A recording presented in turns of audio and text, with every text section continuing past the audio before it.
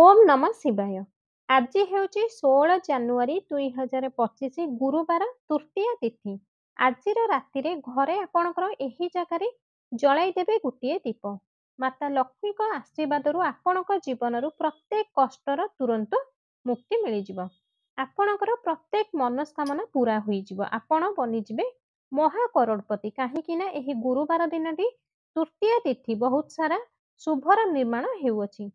ଯାହାକି ଅନେକ ବର୍ଷ ପରେ ଏହି ଦିନଟି ଆସିଅଛି। ଏଥିପାଇଁ ଏହି ଦିନର ମହତ୍ତ୍ୱ ବହୁତ ହିଁ ଅଧିକ ବଡ଼ ହୋଇଥାଏ। ଆଉ ଏହି ଦିନ ଆପଣ ଏହି ଦୀପବାଲା ଉପାୟ ଜରୁର କରିବା ଦରକାର। ଏହି ଉପାୟକୁ ଆପଣ କିପରି କରିବେ, କେବେ କରିବେ, କେଉଁ ସ୍ଥାନରେ କରିବେ ଏବଂ ଏହି ଉପାୟକୁ କରିବା ସମୟରେ ଆପଣ କେଉଁ କେଉଁ କଥାକୁ ଧ୍ୟାନ ରଖିବେ, ଏସବୁ କଥା ଏହି ଭିଡ଼ିଓରେ ଆମେ ଆପଣଙ୍କୁ ଜଣାଇବୁ। କାରଣ ଏହି ଗୁରୁବାର ଦିନଟି ଏତେ ମହତ୍ତ୍ୱପୂର୍ଣ୍ଣ ହୋଇଥାଏ। ଆପଣଙ୍କର ଯେଉଁ ପୂଜା ପାଠ ଅନୁଷ୍ଠାନରେ ଯେଉଁ ମନସ୍କାମନା ପୂର୍ଣ୍ଣ ହୋଇପାରେ ନାହିଁ, ତାହା ଆଜି 16 ଜାନୁଆରୀ 2025 ଗୁରୁବାର ଦିନ ଏହି ଛୋଟିଆ ଉପାୟ କରିବା ଦ୍ୱାରା ହିଁ ଆପଣଙ୍କର ସବୁ ମନସ୍କାମନା ପୂର୍ଣ୍ଣ ହୋଇଯାଏ। ଆପଣମାନେ ଯଦି ଆଜି ମାନେ 16 ଜାନୁଆରୀ 2025 ଗୁରୁବାର ତୃତୀୟା ତିଥିରେ ଏହି ଦିନ ରାତିରେ ଆପଣ ଶୋଇବା ପୂର୍ବରୁ ନିହାତି କରିବା ଦରକାର। ଏହି ଉପାୟକୁ କରିବା ପରେ ଆପଣଙ୍କ ଘରେ ଯାହାକି ଦୁଃଖ କଷ୍ଟ ଚାଲୁଅଛି, ଆପଣଙ୍କୁ ତାହାର କାରଣ ବି ଜଣା ନାହିଁ କି ଏହି ସମସ୍ୟା କେଉଁ କାରଣରୁ ଚାଲୁଅଛି। କାରଣ ତ ଯାହା ବି ହେଇଥାଉ ନା କାହିଁକି, ଯାହାକି ପିତୃଦୋଷ, ମଙ୍ଗଳ ଦୋଷ କିମ୍ବା ଆହୁରି ବହୁତ ଗୁଡ଼େ ଦୋଷ ହୋଇଥାଏ। ଆପଣଙ୍କୁ ଏହି ଉପାୟକୁ ଆଜି ହିଁ 16 ଜାନୁଆରୀ 2025 ଗୁରୁବାର ତୃତୀୟା ତିଥି ଦିନ ଗୋଟିଏ ଦୀପବାଲା ଉପାୟକୁ ଆପଣମାନଙ୍କୁ କରିବାକୁ ପଡ଼ିବ। ଏଇ ଯେଉଁ ଦୀପବାଲା ଉପାୟକୁ କରିବେ, ତ ଏହି ଉପାୟକୁ କାହା ପାଇଁ କରାଯାଏ? ଏହି ଉପାୟ ଆପଣଙ୍କର ମନସ୍କାମନାକୁ ପୂର୍ଣ୍ଣ କରିବା ପାଇଁ କରାଯାଏ। ଆପଣଙ୍କ ଜୀବନରେ ଯେଉଁ ଦୁଃଖ, ସମସ୍ୟା, କଷ୍ଟ ଅଛି ତାହା ଦୂର କରିବା ପାଇଁ ଏହି ଉପାୟକୁ କରାଯାଏ। ଆପଣ ଏହି ଦୀପବାଲା ଉପାୟକୁ କରିବା ପୂର୍ବରୁ ଆପଣଙ୍କୁ ଅନୁରୋଧ, ଆପଣ ଯଦି ଆମ ଚ୍ୟାନେଲରେ ନୂଆ ଅଛନ୍ତି ତେବେ ଏବେ ହିଁ ଆମର ଏହି ଚ୍ୟାନେଲକୁ ସବସ୍କ୍ରାଇବ୍ କରି ପାଖରେ ଥିବା ବେଲ୍ ଆଇକନଟିକୁ ଦବାଇ ଦିଅନ୍ତୁ ଏବଂ ଭିଡ଼ିଓକୁ ଗୋଟେ ଲାଇକ୍ ଜରୁର କରିଦିଅନ୍ତୁ। ଉପାୟଟି ହେଉଛି, ଏହି ଉପାୟ ପାଇଁ ଗୋଟିଏ ଦୀପ ଏବଂ ଅଳ୍ପ ଟିକେ ପେସା ହଳଦୀ ଆଜି ରାତିରେ ଶୋଇବା ପୂର୍ବରୁ ଗୋଟିଏ ଦୀପରେ ପେସା ହଳଦୀ ପକାଇ ଘରେ ଆପଣଙ୍କର ଏହି ଜାଗାରେ ଜଳାଇ ଦିଅନ୍ତୁ। ରାତାରାତି କରୋଡ଼ପତି ବନିଯିବେ। ଏହା ପରଠାରୁ ଆପଣଙ୍କ ଘରୁ ନିର୍ଧନତା ଆଉ ଗରିବୀ ସବୁବେଳ ପାଇଁ ଦୂର ହୋଇଯିବ। ତ ଏହି ହଳଦୀବାଲା ଦୀପ ଯଦି ବି ଆପଣ ଆପଣଙ୍କ ଘରେ ଜଳାନ୍ତି, ତ ଏହା ବୁଝି ନିଅନ୍ତୁ କି ଆଗକୁ ଆସୁଥିବା ଆପଣଙ୍କର ପିଢ଼ି କେବଳ ଆପଣ ଏକା ଧନ ଦୌଲତ ଦେଖିବେ ନାହିଁ, ବରଂ ଆଗକୁ ଆସୁଥିବା ଆପଣଙ୍କର ପିଢ଼ି ମଧ୍ୟ ଧନ ଦୌଲତ କମି ରହିବ ନାହିଁ। ଗରିବୀ, ନିର୍ଧନତା କେବେ ବି ଆପଣଙ୍କ ସାମ୍ନାକୁ ଆଉ ପଛକୁ ଫେରିକି ଆସିବ ନାହିଁ। କାହିଁକି ନା ଆପଣ ଯେଉଁ ଦୀପରେ ହଳଦୀ ପକାଇଲେ, ସେହି ହଳଦୀ ସିଧା ସିଧା ଶ୍ରୀହରି ବିଷ୍ଣୁଙ୍କ ସହ ଜଡ଼ିତ। ହଳଦୀ ହେଉଛି ସୌଭାଗ୍ୟର ପ୍ରତୀକ। ହଳଦୀ ଧନକୁ ଟାଣିକି ଆଣିଥାଏ। ହଳଦୀ ଧନର ବୃଦ୍ଧି କରିଥାଏ, ପଇସାକୁ ବଢ଼ାଇଥାଏ। ହଳଦୀ ଶୁଭ ଫଳ ଆଣିଥାଏ। ଆଉ ଏଥିପାଇଁ ଆପଣମାନେ ଯେକୌଣସି ବି ଶୁଭ କାମ କରିଥାନ୍ତି ତ ସେ ସବୁଠୁ ପ୍ରଥମେ ହଳଦୀର ଉପଯୋଗ କରିଥାନ୍ତି। କୌଣସି ବି ପୂଜା ପାଠ, ବ୍ରତ, ବିବାହ, ଶୁଭ ଗୃହପ୍ରବେଶ ହେଉ, ସବୁଠି ପ୍ରଥମେ ଆମେ ହଳଦୀ ହିଁ ନେଇଥାଉ।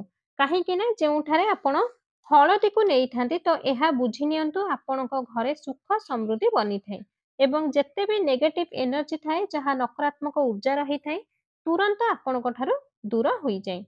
ଯେଉଁ ବ୍ୟକ୍ତିକୁ ପଇସାର ବେଶୀ ଆବଶ୍ୟକତା ଅଛି, ତ ସେହି ଲୋକ ଏହି ଉପାୟକୁ ନିହାତି କରନ୍ତୁ। ଯେଉଁ ବ୍ୟକ୍ତି ଅଧିକ ପଇସା ଆଉ ଅଧିକ ଧନ ଚାହାନ୍ତି, ସେହି ବ୍ୟକ୍ତି ଏହି ଉପାୟକୁ ଜରୁର କରନ୍ତୁ। ଆଉ ତାପରେ ଆପଣ ନିଜେ ଦେଖିବେ ଧନର ଦେବୀ ମାତା ଲକ୍ଷ୍ମୀ କିପରି ପ୍ରସନ୍ନ ହୋଇଯିବେ ଆପଣଙ୍କ ଉପରେ। ଯେବେ ଆପଣ ଶ୍ରୀହରି ବିଷ୍ଣୁଙ୍କୁ ପ୍ରସନ୍ନ କରିଦେଇଥାନ୍ତି, ବହୁତ ବ୍ୟକ୍ତି ଅଛନ୍ତି ଯିଏକି ଉପାୟ କରିଥାନ୍ତି, କିନ୍ତୁ ଶ୍ରୀହରି ବିଷ୍ଣୁଙ୍କୁ ପ୍ରସନ୍ନ କରିବା ବେଲା କୌଣସି ବି ଗୋଟିଏ ଉପାୟ କରିନଥାନ୍ତି। ମାତା ଲକ୍ଷ୍ମୀଙ୍କ ସହ ଜଡ଼ିତ ବହୁତ ସାରା ଉପାୟ କରିଥାନ୍ତି, କିନ୍ତୁ ମାତା ଲକ୍ଷ୍ମୀ ସେତେବେଳେ ପ୍ରସନ୍ନ ହୋଇଥାନ୍ତି ଯେତେବେଳେ ଶ୍ରୀହରି ବିଷ୍ଣୁ ପ୍ରସନ୍ନ ହୋଇଥାନ୍ତି। ଆଉ ଏହି ମାଘ ମାସର ଏହି ଉପାୟ ଏମିତି ହୋଇଥାଏ କି ମାତା ଦୁର୍ଗାଙ୍କର କୃପା ବି ମିଳିବ, ଶ୍ରୀହରି ବିଷ୍ଣୁଙ୍କର ଆଶୀର୍ବାଦ ବି ଆପଣଙ୍କୁ ମିଳିବ ଏବଂ ମାତା ଲକ୍ଷ୍ମୀଙ୍କର କୃପା ବର୍ଷା ହେବ ଏବଂ ଆପଣଙ୍କ ଘରେ ଧନର ବର୍ଷା କରିବ। ଆପଣଙ୍କର ଯେଉଁ ଟ୍ରେଜରୀ, ସେହି ଟ୍ରେଜରୀ ଧନରେ ଭରିଯିବ। ବ୍ୟାଙ୍କ ବାଲାନ୍ସ ବଢ଼ିବାକୁ ଲାଗିବ ଏବଂ ଯେଉଁ ଲୋକ କରଜ କରିଥାନ୍ତି। ଆପଣମାନେ ଯେତେ ଚେଷ୍ଟା କରନ୍ତି କି ଆପଣ ସେହି କରଜରୁ ମୁକୁଳିବା ପାଇଁ। କିନ୍ତୁ ଏମିତି ବି ହୋଇଥାଏ ଯେତେବେଳେ କେହି ଆପଣଙ୍କ କଥା ଶୁଣନ୍ତି ନାହିଁ, ତେବେ ମା ହିଁ ଏହି କଥା ଆପଣଙ୍କର ଶୁଣିଥାନ୍ତି। ତେବେ ଏହି ହଳଦୀ ବାଲା ଦୀପ ଆପଣ କିପରି ତିଆରି କରିବେ ଏବଂ ଆପଣଙ୍କ ଘରେ କେଉଁ ଜାଗାରେ ଆପଣ ରଖିବେ? ଆପଣଙ୍କର ଏହି ଉପାୟ ପାଇଁ ଅଟାର ଦୀପଟିଏ ବନାଇଦେବେ। ସେହି ଅଟାର ଦୀପ ଭିତରେ ଅଳ୍ପ ପେଶା ହଳଦୀକୁ ପକାଇଦେବେ। ସେହି ଦୀପରେ ଶୁଦ୍ଧ ଘିଅ ଦେବେ ଏବଂ ଗୋଲ ବାଟିକା ଦୀପଟିଏ ଆପଣ ଲଗାଇଦେବେ ଓ ସେହି ଦୀପକୁ ଆପଣଙ୍କ ଘରର ପୂଜା ଘରେ ଶ୍ରୀହରି ବିଷ୍ଣୁଙ୍କ ସାମ୍ନାରେ ଜଳାଇ ଦେବେ। ଯେଉଁ ବ୍ୟକ୍ତି ଅଟାରେ ତିଆରି ଦୀପ ବନାଇ ପାରିବେ ନାହିଁ ତ ସେମାନେ ମାଟିର ଦୀପ ବି ନେଇପାରିବେ। ସେହି ଦୀପ ଭିତରେ ହଳଦୀ ଅଳ୍ପ ପକାଇଦେବେ ଏବଂ ସେହି ଦୀପକୁ ଶ୍ରୀହରି ବିଷ୍ଣୁଙ୍କ ପାଖରେ ଆପଣଙ୍କର ପୂଜା ଘରେ ଜଳାଇ ଦେବେ।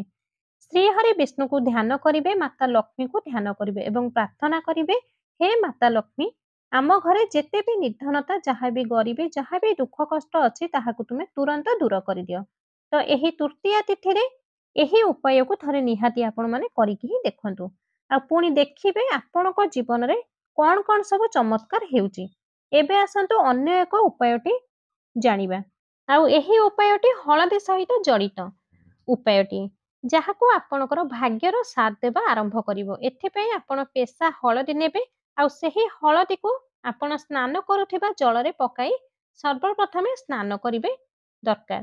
ହଳଦୀ ବାଲା ପାଣିରେ ଯଦି ଆପଣ ଗାଧୋଇବେ ତେବେ ଏହା ଦ୍ୱାରା ଆପଣଙ୍କୁ ଆପଣଙ୍କର ଭାଗ୍ୟ ସାଥ ଦେବା ଆରମ୍ଭ କରିଥାଏ ଏବଂ ଆପଣଙ୍କର ଭାଗ୍ୟରେ ଲେଖାଥିବା ଦୁଃଖ କଷ୍ଟ ସବୁ କିଛି ଆପଣଙ୍କ ଜୀବନରୁ ତୁରନ୍ତ ଦୂର ହୋଇଯାଇଥାଏ। ଏଥିପାଇଁ ଆପଣ ଅଳ୍ପ ପେଶା ହଳଦୀ ନେବେ, ସେହି ହଳଦୀରେ ଅଳ୍ପ ଶୁଦ୍ଧ ପାଣି ମିଶାଇ ଦେବେ ଓ ସେହି ହଳଦୀକୁ ଗାଢ଼ା ପେଷ୍ଟ ବନାଇ ଦେବେ। ଆପଣଙ୍କର ପୂଜା ଘରେ ସେହି ହଳଦୀ ପେଷ୍ଟରେ ଗୋଟିଏ ଛୋଟିଆ ସ୍ୱସ୍ତିକଟିଏ ବନାଇ ଦେବେ ଏବଂ ଏହି ଗୁରୁବାରର ତୃତୀୟାରେ ସ୍ୱସ୍ତିକର ଆପଣ ପୂଜା କରିବେ। ଏହାପରେ ଆପଣ ଯେଉଁ ସ୍ୱସ୍ତିକ ବନାଇଥିଲେ ସେହି ହଳଦୀ ପେଷ୍ଟରେ ଆପଣ ସେହି ହଳଦୀ ପେଷ୍ଟରେ ଆପଣଙ୍କ ମଥାରେ ତିଳକ କରି ଲଗାଇଦେବେ ଏବଂ ଆଉ ଟିକେ ଆପଣଙ୍କର ନାଭିରେ ସେହି ହଳଦୀ ପେଷ୍ଟକୁ ଲଗାଇଦେବେ। ଗୁରୁବାର ତୃତୀୟାରେ ଏହି ଉପାୟକୁ କରିଦିଅନ୍ତୁ। ହଳଦୀକୁ ପାଣିରେ ପକାଇ ସ୍ନାନ କରନ୍ତୁ ଏବଂ ହଳଦୀର ଏକ ସ୍ୱସ୍ତିକ ଆପଣଙ୍କ ପୂଜା ଘରେ ବନାଇ ଦିଅନ୍ତୁ ଓ ହଳଦୀର ତିଳକ ବନାଇ ଦିଅନ୍ତୁ। ବାସ୍ ଆପଣଙ୍କର ମଥାରେ ଆଉ କିଛି ଆପଣଙ୍କର ନାଭିରେ ଲଗାଇ ଦିଅନ୍ତୁ। ବାସ୍ ଏତିକି ଉପାୟ। ତାପରେ ଦେଖିବେ ଆପଣଙ୍କ ଜୀବନରେ କିପରି ଚମତ୍କାର ଘଟୁଛି ଏବଂ କଣ କଣ ଆପଣଙ୍କୁ ସବୁ ମିଳିବାକୁ ଯାଉଛି, କିପରି ଆପଣଙ୍କ ଉପରେ ମାତା ଲକ୍ଷ୍ମୀ ଏବଂ ଶ୍ରୀହରି ବିଷ୍ଣୁଙ୍କର ଆଶୀର୍ବାଦର କୃପା ବର୍ଷା ହେଉଛି।